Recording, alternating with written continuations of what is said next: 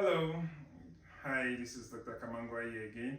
So today we'll be talking about some of the complications of hypertension or high blood pressure.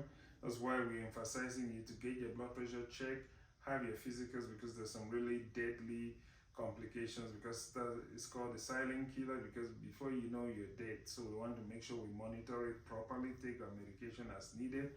You have stroke, you can have a stroke, you can have heart attack, can cause complication with your kidney failures, and might cause problem with your vision. So you want to make sure you monitor, you take your medication regularly, and not only take it, you get to measure your blood pressure from time to time at home.